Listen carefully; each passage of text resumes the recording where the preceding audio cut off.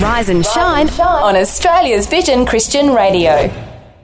You're on Rise and Shine with Fel and Andy and chatting with Tim. He's the head of flying operations for Mission Aviation Fellowship. He's there with Andy at the Redcliffe Aerodrome, ready for a flight on one of their brand new planes. How you doing there, Tim?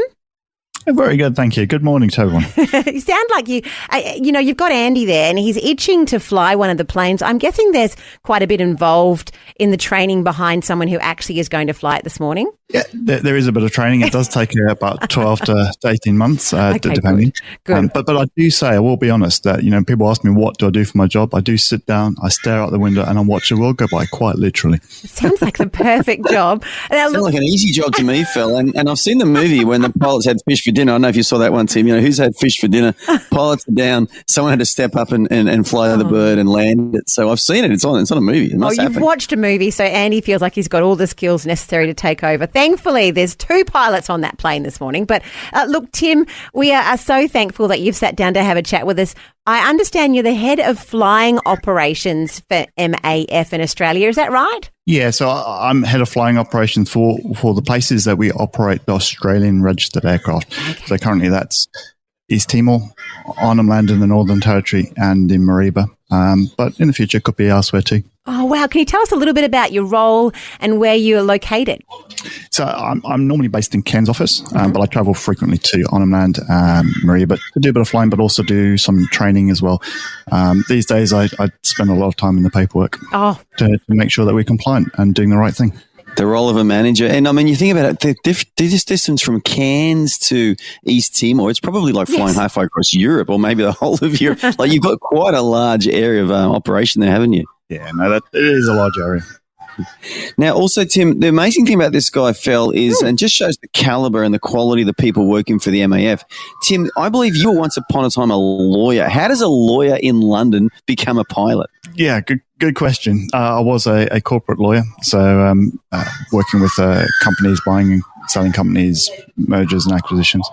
But I always had a heart to go into aviation. I actually spent some of my younger years in South Africa and used to fly in small aircraft. But my passion was also the gospel. So I did theology at university. And how could I combine both my passion of the love of the gospel, but with flying? And didn't know how to do that. Heard about MAF, but how did I get into aviation? Went into law, and God put me underneath the flight path to Heathrow. And I was like, whoa, why? I want to get out there. I want to do something. I want to do something for the gospel. I want to do something in aviation. And God opened the doors for me to get in. Incredible. So you've combined aviation with theology. Now, you said you played rugby for Oxford University, so I'm assuming you studied at Oxford. That is correct. Amazing. I mean, that's one of the greatest, educational institutions in the world. And you could have done a lot of things in your life. Well, you did. You were a corporate lawyer and you could have just earned a lot of money the rest of your life. But you've turned your back on that for a life of service to serve God and serve the people now in Australia and East Timor. That's an amazing story, isn't it, Phil? Yeah, it is so inspirational. Can you tell us the heart behind that there, Tim? Yeah, that I'm trying to remember the exact quote by Jim Elliot, he is no fool who gives up what he cannot keep to gain that which he cannot lose. And in some ways, people say I had every opportunity for me to go into law to earn lots of money, but actually I've never felt so rich doing the work that I've done with MAF in serving people to bring hope, help, and healing. The richness goes beyond just the material, but into the spiritual and supporting people and seeing the transformation that we are able to bring. Oh, that's just so amazing, isn't it, Phil? Like, as I said, the caliber and the quality of the people working for the MAF. And, Phil, yesterday I talked about rugby a little bit. I played rugby in London for Rosalind Park Rugby Club. This guy played for Oxford University and actually played on the Rosalind Park rugby ground. So we're rugged brothers. He looks like he could take me down, actually, Phil, just quietly. And looks like he wants to take me down, I think, actually. Yeah, I don't blame him. I was a typical annoying halfback, Tim, that used to just mouth off at the forwards the whole game until they just wanted to kill me, I was in the front row putting my head where I shouldn't be. There you go. Yeah. We've all got a past Tim. But as I said, what an amazing human being that he studied at Oxford University, became a corporate lawyer, could still be in London right now earning big money, but he's turned his back on that to come and serve God in Australian remote areas and in East Timor. Just an incredible story. I'm actually blown away, Phil. Yeah, well, Andy is not here in the studio. He's out on location. He is wearing his very best pilot's attire. He's at the Redcliffe Aerodrome to celebrate 80 years of Mission Aviation Fellowship Australia. How are you doing, Maverick? Mav's doing pretty well. I'm rocking the aviators here, but I'm standing next to an English gentleman called Tim, who's the head of the flight operations in Australia and East Timor for the Mission Aviation Fellowship. And this guy's just got such an amazing story. If you're just joining us, he was a corporate lawyer in London, but he studied at Oxford University, played rugby for Oxford University as well. And he said there was a bunch of players in the rugby team that you guys were all Christians. You guys get together and fellowship.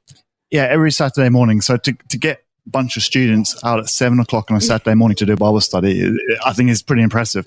But we had an amazing student pastor. And I mean, he did what you do to entice students, which is get bacon baddies going. Okay. So, students, free food. And we had this group. And that was just so influential and important in my life and my development in my Christian faith. And we had a group of about 6 or 7 of us. And all of us at some point have done either some mission or church work or are still in it, which is, I think, a testimony to the work of that student minister. Yeah, and that's at Oxford University. And Phil, you may be familiar with the story, but John Wesley and Whitfield went to Oxford University and they actually formed the Holy Club on campus there at Oxford. And they would get together and have a small group and challenge each other and ask each other how they'd serve God that day. And out of that, of course, came this revival which shook the world, shook Britain and the North American colonies through both Whitfield and Wesley. And we see the legacy of that today in the Methodist Church and the Uniting Church in Australia. So Oxford University, just such a rich history there, isn't there, Tim? There's a huge history, and you can go back even further. Doing theology in particular, and I specialised in a bit of church history. And going to the library, I'd go over Martyrs Memorial, where Hugh Latimer and Ridley were burnt at the stake. And although a tragic event, actually lit a fire that for the gospel in the UK after that. Yeah, it's incredible, isn't it, that people lay down their lives. People forget this. We have an English Bible today, Phil, which we read and we almost take for granted. But literally in England in the old days, people died, were burnt at the stake, and their crime was nothing more than translating the Bible from Latin into English so that the common people could read their Bibles. And there was such a spiritual battle around that people had to lay down their lives, didn't they, Tim? Yeah, absolutely. And we see that in all of the church history, not just in the UK, but also on the continent as well, that to take it out so that people could read God's word in their own common tongue would cost them their lives. Yeah. And Tim, you don't know this, but this week we've actually been focusing on reading the Bible as a form of discipleship and being made a better disciple of Jesus. And Tim, you must be enjoying all this Australian wildlife in the background that's trying to interrupt us, all those crows and the birds and stuff. I'm not sure if you can hear that, Phil, but we've got some crows. Oh, it takes me back to Arnhem Land, because every time I hear crows, it's in Arnhem Land. That's just the cockatoos and the crows. It's the sound of Arnhem Land. Oh, hey, Tim, and as an English gentleman, can I just ask, Phil, as an English gentleman, Tim, were you, when you first came to Australia, thinking, I'm going to bump into snakes and crocodiles like every other day? Absolutely. And spiders. And spiders, yeah. But how's it been so far, Tim? You haven't bumped into too many snakes along the way? It's been good. So far, I haven't been bitten. But you never know. I might go to the toilet one day. Oh, no. And there's a snake there just kind of waiting to bite my bum. Oh, no. Well, we pray that doesn't happen, that's for sure. Hey, last question before we let you go back and warm up the plane. A reminder, Andy should not fly that plane. He has no skills. But also, secondly... You know what, I've got a Jedi mind trick, and I'm going to do the Jedi mind trick on Tim later, and he's going to say, Andy, please fly the plane. I'm going to say, no worries, Tim. I did have one in Timor. We fly the GA8s there, which don't have an autopilot, but I took a caravan over to take some supplies, and we took some of our local staff up, and I engaged the autopilot. I just took my hands off, and this panic look of, what are you doing? And then I just turned the knob, and the plane started turning by itself. The opened eyes was certainly worth the sight. It's a good party trick. That is a good party. That's a scary party trick. I don't know if I want to be part of it. Tim, we are so thrilled that you're with us today. Thank you so much for jumping on board and having a chat. We'll let you go and warm up the plane. Thank you very much for having me. Thanks for taking time to listen to this audio on demand from Vision Christian Media. To find out more about us, go to vision.org.au.